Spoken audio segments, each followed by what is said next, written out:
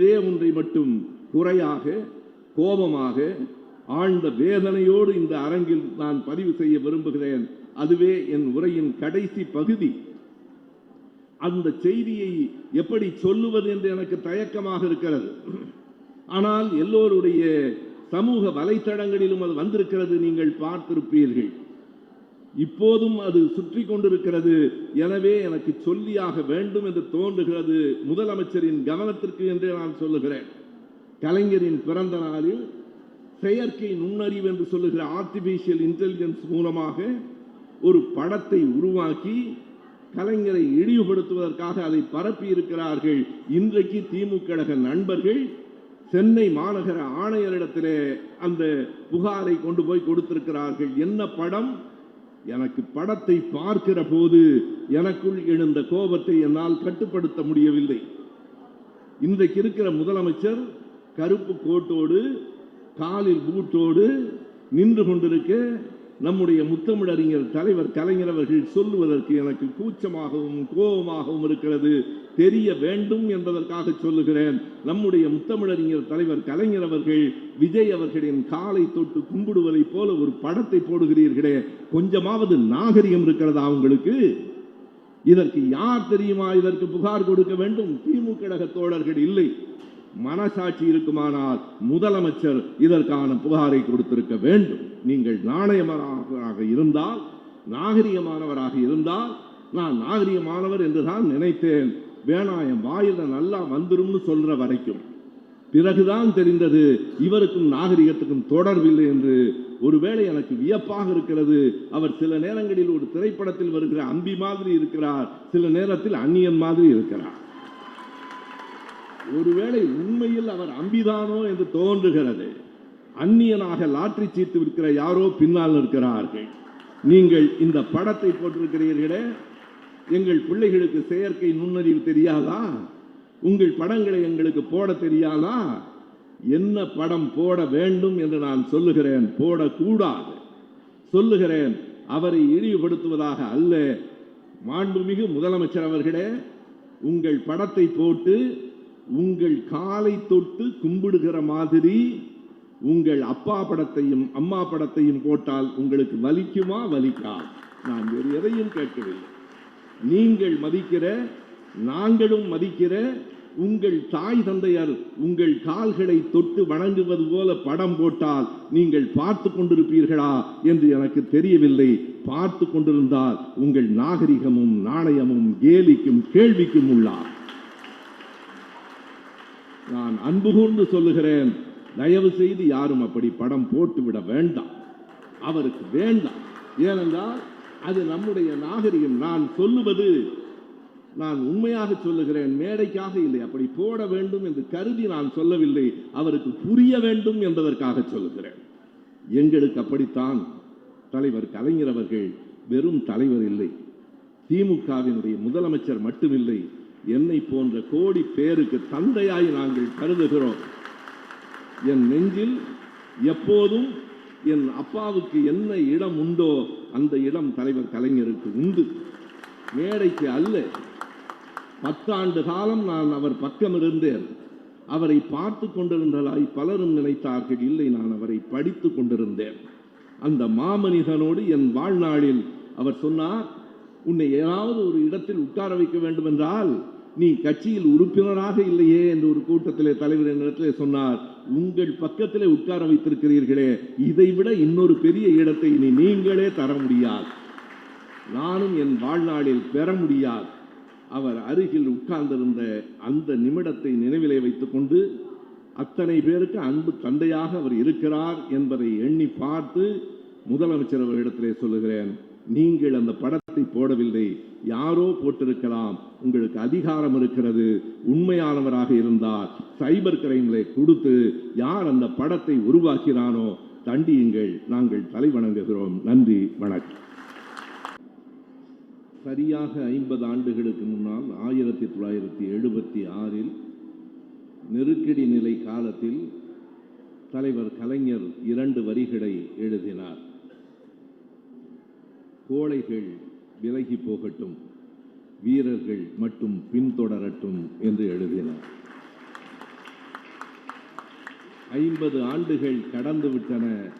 கழகத்தின் ஏற்றத்திலும் இரக்கத்திலும் என்றைக்கும் விலகாமல் கழகத்தை பின்பற்றும் வீரர்கள் உங்கள் அனைவருக்கும் என் முதல் வணக்கம். எந்நாளும் நம்முடைய அமைச்சர் என்று நான் சொல்ல மாட்டேன். அமைச்சர் பதவி வரலாம், போகலாம், மறுபடியும் வரலாம். ஆனால் அவரை நான் எப்படி குறிப்பிடுகிறேன் என்றால், எந்நாளும் செயல் வீரராக, கழகத்தின் செயல் வீரராக இருக்கிற அன்பிற்குரிய சேகர் பாபு அவர்களே, கலைஞர் பிறந்த நாள் என்று முரசொலியிலே ஒரு கவிதை வந்தது, நீங்கள் படித்திருப்பீர்கள். எப்படி கலைஞர் ஒன்றானவர், இரண்டானவர், மூன்றானவர் என்று கடைசி வரியை மட்டும் நான் சொல்லுகிறேன். கலைஞரே, எங்கள் கேள்விகளுக்கு பதிலும் நீதான், எங்கள் தோல்விகளுக்கு மருந்தும் நீதான் என்று எழுதியிருக்கிற கவிப்பேரரசு வைரமுத்து அவர்களே, ஒரு வரலாற்று செறிவுமிக்க உரையை இந்த மேடையில் ஆற்றி அமர்ந்திருக்கிற தோழர் தமிழச்சி தங்கபாண்டியன் அவர்களே,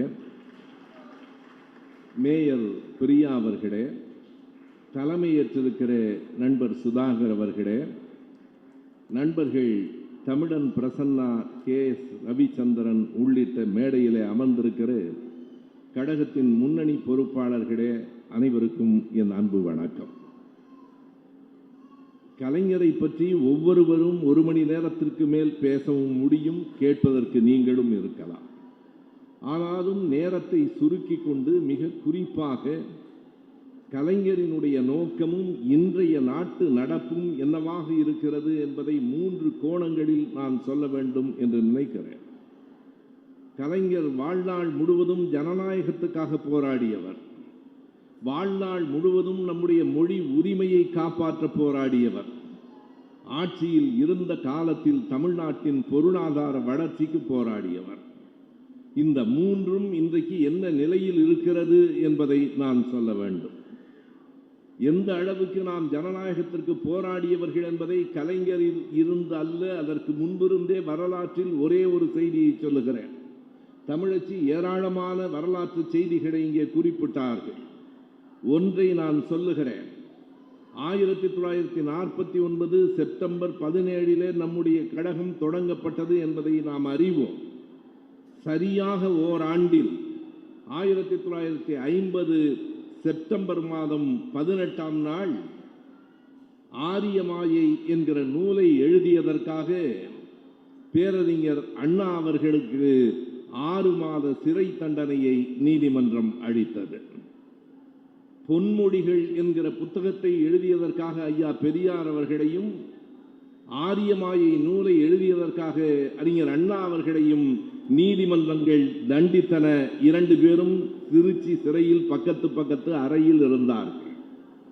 அப்போது எங்கள் தலைவர்களை விடுதலை செய்யுங்கள் என்று சொல்லி திமுக கழகத்தின் சார்பில் ஒரு பொதுக்கூட்டம் சென்னையிலே குன்றத்தூரிலே நடைபெறுவதாக அறிவிக்கப்பட்டது. அதற்கு அனுமதியை மறுத்துவிட்டார்கள். மறுபடியும் அறிவித்தார்கள். மறுபடியும் 144 தடை உத்தரவு போடப்பட்டது. இறுதியாக கழகம் அறிவித்தது, அறிஞர் அண்ணா அவர்கள் சிறையிலே இருக்கிறார். நாவலரும் கலைஞரும் சொன்னார்கள், இப்போது நாங்கள் ஒரு தேதியை குறிப்பிடுகிறோம், இந்த அரசு அனுமதித்தாலும் மறுத்தாலும் கூட்டம் நடக்கும். அந்த தேதி 1950 அக்டோபர் 26. இந்த தேதியில் நமக்கான வரலாறு ஒன்று இருக்கிறது. சிலர் என்னிடத்திலே கேட்பார்கள், நீங்கள் ஏன் எப்போதும் வரலாற்று செய்திகளை சொல்லுகிறீர்கள்? எங்களுக்கு வரலாறு இருக்கிறது, அதனால் சொல்லுகிறேன். இல்லாதவர்கள் வருத்தப்பட்டால் அதற்கு நான் ஒன்றும் செய்ய முடியாது. எங்களுக்கு 1 நூற்றாண்டு வரலாறு இருக்கிறது. கழகத்திற்கு மட்டுமே 75 ஆண்டு கால வரலாறு இருக்கிறது. 50வது ஆண்டு அக்டோபர் மாதம் 26ஆம் தேதி குன்றத்தூரில் தமிழச்சி அவர்கள் குறிப்பிட்டார்களே, அதே நம்முடைய NV நடராசன் அவர்கள் அப்போது கழகத்தின் அமைப்பு செயலாளராக இருந்தார். அவருடைய தலைமையிலே பாலசுந்தரம் உட்பட எல்லோரும் பேசுவார்கள் என்று அறிவிக்கப்பட்டது. மறுபடியும் தடை விதித்தார்கள். 3 மணியிலிருந்தே கூட்டம் கூட தொடங்கிற்று. இன்றைக்கு நாம் இங்கே கூடியிருக்கிறோம். நமக்கு தடை இல்லை. தடை இருந்த காலத்திலும் ஆயிரக்கணக்கில் கழகத்தின் தொண்டர்கள் சேர்ந்தார்கள். காவல்துறையினர் தடியடி நடத்தினார்கள். கூட்டம் கலையவில்லை. குறித்துக் கொள்ளுங்கள், திமுக கழக தொண்டரின் மீது முதல் துப்பாக்கிச் சூடு நடந்த நாள் அதுதான். முதல் துப்பாக்கிச் சூடு 8 முறை 8 ரவுண்ட்ஸ் என்று சொல்லுவார்களே, 8 சுற்றுகள் சுட்டார்கள். இந்த 3 பெயர்களையும் நினைவில் வையுங்கள். குட்டி, பச்சை, தேவராஜ் என்கிற 3 பேரும் நெஞ்சில் காயம்பட்டு கீழே விழுந்தார்கள். பிழைக்க மாட்டார்கள் என்று நினைத்தோம், ஆனால் பிழைத்தார்கள். அதுதான் திமுக கழகத்தின் மீது விழுந்த முதல் துப்பாக்கி சூடு. அதனை கடந்து 75 ஆண்டுகளாக இந்த கழகம் நிற்கிறது. ஒரு தேர்தல் வெற்றியும் தோல்வியும் எங்களை எதுவும் செய்துவிடார். எனக்கு நினைவிருக்கிறது, 2014ஆம் ஆண்டில் நாம் நாடாளுமன்ற தேர்தலில் ஓரிடத்தில் கூட வெற்றி பெறவில்லை. வேறு எந்த கட்சியும் இப்படி 2 துருவங்களை பார்த்திருக்குமா என்று எனக்கு தெரியாது. 2014இல் ஓரிடத்தில் கூட நாம் வெற்றி பெறவில்லை. 2024இல் ஓரிடத்தில் கூட நாம் தோற்கவில்லை. இரண்டையும் பார்த்தோம். 2014ஆம் ஆண்டு இந்த தேர்தல் முடிவுகள் வந்த நேரத்திலே தலைவர் கலைஞர் அவர்களை பார்ப்பதற்காக கோபாலபுரத்துக்கு போகிறேன். ஐயாவும் இனமான பேராசிரியரும் பேசிக் கொண்டிருக்கிறார்கள். கயல் தினகரன் ஐயா உள்ளிட்ட நண்பர்கள் தங்களை மறந்து அழுது கொண்டிருக்கிறார்கள். என்னை பார்த்தவுடனே கலைஞர் கேட்ட கேள்வி என்ன தெரியுமா? என்ன, ஆறுதல் பெறவா ஆறுதல் தரவான்னு கேட்டார். அவருக்கு அப்போதும் அந்த கவிதை அழகு. நான் வந்தவுடனே என்னை பார்த்து என்ன, ஆறுதல் பெறவா அல்லது ஆறுதல் தரவா என்று கேட்டார். நான் சொன்னேன், ஐயா இரண்டும் இல்லை, அடுத்து என்ன செய்ய வேண்டும் என்று கேட்பதற்காக வந்திருக்கிறேன். இது என் வாழ்வில் நடந்த நிகழ்வல்ல, கழகத்தின் வரலாறு. இதுதான், குறித்துக் கொள்ளுங்கள். எதற்கு சொல்லுகிறேன்? ஜனநாயக உரிமைக்காகத்தான் முதல் போராட்டம், முதல் கூட்டம், முதல் குண்டுகளை தாங்கி நின்ற நம் தோழர்கள். ஆனால் இன்றைக்கு மீண்டும் ஜனநாயகம் கேள்விக்குறியாகிறது. நாம் இந்த இடத்திலே கூட்டம் போடுவது தலைவர் கலைஞர் அவர்களை பாராட்டுவதற்காக மட்டுமில்லை, கலைஞரை கூட்டம் போட்டுத்தான் பாராட்ட வேண்டும் என்பதல்ல. இந்த மேடையிலும் அரங்கிலும் இருக்கிற நாம் ஒவ்வொருவரும் அவரை ஒவ்வொரு நாளும் வாழ்த்திக் கொண்டும் பாராட்டி கொண்டும் தான் இருக்கிறோம். ஆனால் அவருடைய எண்ணங்களும் நாட்டு நடப்பும் என்னவாக இருக்கிறது என்பதை ஒப்பிட்டு பார்ப்பதற்கான நேரம் இது. இங்கே இத்தனை காணொளிகளை சார்ந்த நண்பர்கள் இருக்கிறார்கள். ஆனால் நேற்றிலிருந்து என்ன நடந்து கொண்டிருக்கிறது? காணொளி யூடியூப் என்று சொல்லுகிறோமே, ஒவ்வொரு யூடியூபாக முடக்கி கொண்டிருக்கிறார்கள். இன்றைக்கு காலையில் தோழர் கோவை ராமகிருஷ்ணன் தலைமையிலே மாலையிலே ஒரு பெரிய ஆர்ப்பாட்டம். அதர்மம் என்கிற அந்த காணொளி முடக்கப்பட்டிருக்கிறது. அந்த கடிதம் எனக்கு வந்திருக்கிறது. காரணம் கூட சொல்லவில்லை. பொதுவாக என்ன சொல்லுவார்கள்? நீங்கள் வெளியிட்டிருக்கிற இந்த காணொளியில் இவ்வளவு பெரிய வன்முறை இருக்கிறது, வயலண்ட் கண்டென்ட் இருக்கிறது, எனவே தடை செய்கிறோம் என்பார்கள். ஆனால் அப்படி அல்ல. ஒட்டுமொத்தமாக அந்த அதர்மம் என்கிற யூடியூப் முடக்கப்பட்டிருக்கிறது. நேற்றைக்கு வரைக்கும் நம்மை கடுமையாக சாடி கொண்டிருக்கிற மாரிதாஸ் என்னும் யூடியூபர் மதுரையிலே மதியம் கைது செய்யப்பட்டிருக்கிறார். நான் சொல்லுகிறேன், எங்களை திட்டுகிறவர் தான் நீங்கள். ஆனால் உங்கள் உரிமைக்காகவும் குரல் கொடுப்பது கழகத்தின் இயல்பு. வால்டேர் சொன்னான், நீ சொல்லுகிற கருத்து உலகத்திலேயே ஜனநாயக உரிமைக்கு வால்டேரின் இந்த வரிகளை விட இன்னொன்றை சொல்ல முடியாது. வால்டேர் சொன்னான், எனக்கு எதிரான கருத்துக்களைத்தான் நீ பேசுகிறாய் என்றாலும் அந்த கருத்துக்களை பேச உனக்கு உரிமையை பெற்றுத் தருவதற்காக நான் என் உயிரை விடவும் தயாராக இருக்கிறேன் என்றான். நாம் ஜனநாயக உரிமைகளுக்கானவர்கள். இன்றைக்கு ஜனநாயகம் கொஞ்சம் கொஞ்சமாக பறிபோய் கொண்டிருக்கிறது. அடுத்து ஒன்றை சொல்ல வேண்டும். கலைஞர் வாழ்நாள் முழுவதும் மொழி உரிமைக்காக போராடியவர். மொழி போராட்ட களத்திலே தான் 14 வயது சிறுவனாக தோளில் கொடி தாங்கி திருவாரூர் தெருக்களுக்கு அவர் வந்தார். ஆனால் இன்றைக்கு மொழி உரிமை என்ன ஆகிறது? இன்றைக்கு கல்வி அமைச்சராக இருக்கிற நண்பர் சொல்லுகிறார், மும்மொழி கொள்கையை நாங்கள் எதிர்ப்போம் என்று சொல்லிவிட்டு சிபிஎஸ்இ பள்ளிகளிலே 3 மொழி கொள்கையை பற்றி பரிசீலனை செய்வோம் என்று சொன்னால் எங்களுக்கும் உங்களுக்கும் வேறுபாடு அதுதான். எங்கள் தலைவர், இன்றைக்கும் எங்கள் தலைவர் தளபதி அவர்கள் கடைசி வரைக்கும் ஒரு அணு கூட உங்களுக்கு விட்டு கொடுக்காமல், ஒன்றிய அரசு என்று கவலைப்படாமல், டபுள் என்ஜின் என்று பிரதமர் சொன்னபோது கூட இல்லை, அது வெறும் டப்பா என்ஜின் என்று சொல்லுகிற துணிச்சலை பெற்றிருந்தவர் நம்முடைய தளபதி அவர்கள். அது கலைஞரின் வரிசை. ஆனால் இன்றைக்கு மறுபடியும் மும்மொழி கொள்கை என்றால் குறித்துக் கொள்ளுங்கள், இந்தி கூட அல்ல, சமஸ்கிருதத்தை கொண்டு வருவதற்கான முயற்சிகள். PMC திட்டத்திலே சமஸ்கிருதம் தான் வரப்போகிறது. சமஸ்கிருதத்திற்கு இன்றைக்கு நேற்றைக்கு அல்ல, 1950 தொடங்கி இன்றைக்கு வரைக்கும் இந்த இந்திய அரசு கொட்டி கொடுத்திருக்கிற பணம் எவ்வளவு என்பதை நாம் அறிந்து கொள்ள வேண்டும். எங்கே தொடங்கிற்று?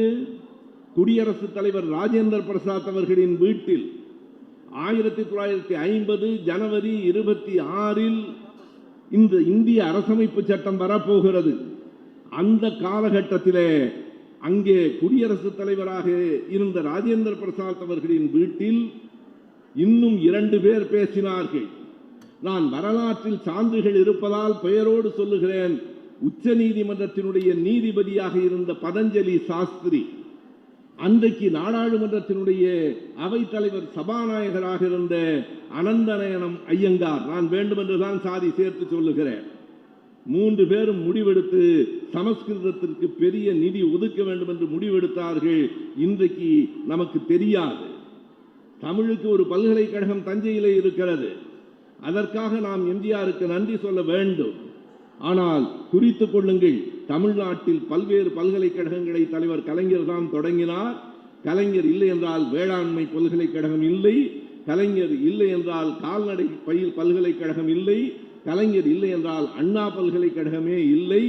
தமிழ் பல்கலைக்கழகத்தை எம்ஜிஆர் தொடங்கினார். நாம் மகிழ்ந்து நிறைந்து இருந்துவிட முடியாது.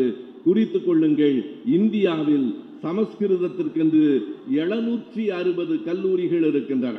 பலருக்கு தெரியாது. சமஸ்கிருதம் இந்தியாவில் இல்லை, ஆனால் சமஸ்கிருதத்திற்கு 760 கல்லூரிகள் இருக்கின்றன, 18 பல்கலைக்கழகங்கள் இருக்கின்றன, 26 சமஸ்கிருத மகாவித்யாலயங்கள் இருக்கின்றன. இதை விடுங்கள், இந்திய அரசு கடந்த 10 ஆண்டுகளில் மோடி அவர்கள் பிரதமராக வந்ததற்கு பிறகு கடந்த 10 ஆண்டுகளில் சமஸ்கிருதத்திற்கு, இந்திக்கு, தமிழுக்கு, பிற மொழிகளுக்கு எவ்வளவு தொகை ஒதுக்கி இருக்கிறது என்கிற புள்ளி விவரத்தை நான் சொல்லுவதை நம்ப வேண்டாம். உங்கள் கைபேசியை கேளுங்கள், சொல்லும். கடந்த 10 ஆண்டுகளில் இந்தியாவில் சமஸ்கிருதத்திற்கு மட்டும் ஒதுக்கப்பட்டிருக்கிற தொகை 2532 கோடி ரூபாய். 2532 கோடி ரூபாய் 10 ஆண்டுகளில். தமிழுக்கு எவ்வளவு தெரியுமா? வெறும் 113 கோடி ரூபாய் 10 ஆண்டுகளில். இன்னொரு வித்தியாசம் என்ன தெரியுமா? சமஸ்கிருதம் பேசுகிறவர்களின் எண்ணிக்கை தமிழை தாய்மொழியாக கொண்டவர்களின் எண்ணிக்கையை ஒப்பிட்டு பாருங்கள். தமிழை தாய்மொழியாக கொண்டவர்களின் எண்ணிக்கை 8 கோடி. சமஸ்கிருதம் எத்தனை பேருக்கு தாய்மொழி?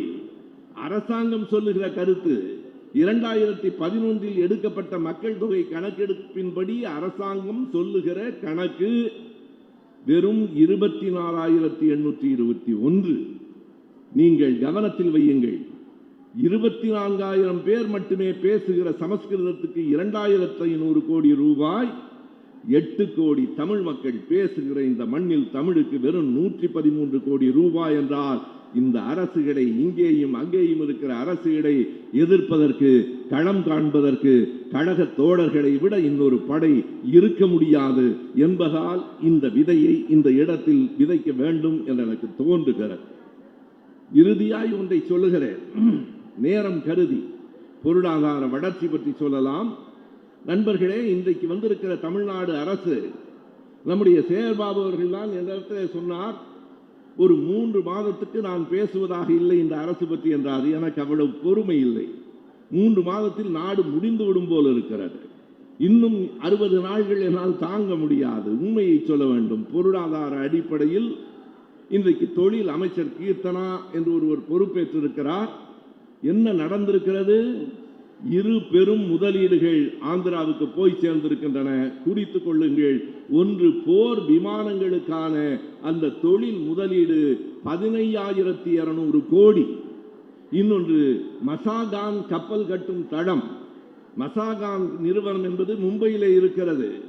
மசாகான் கப்பல் கட்டும் தளத்துக்கு வர வேண்டிய 29,200 கோடி ரூபாய், இவை இரண்டும் ஆந்திராவுக்கு போயிருக்கின்றன. எங்கள் தலைவர் கலைஞர் இருந்திருந்தால், எங்கள் தளபதி முதலமைச்சராக இருந்திருந்தால், ஒரு நாளும் இந்த முதலீடு தமிழ்நாட்டின் எல்லையை தாண்டி இருக்கார். யாரையும் குறை சொல்வதற்காக இல்லை, உண்மையை சொல்ல வேண்டும்.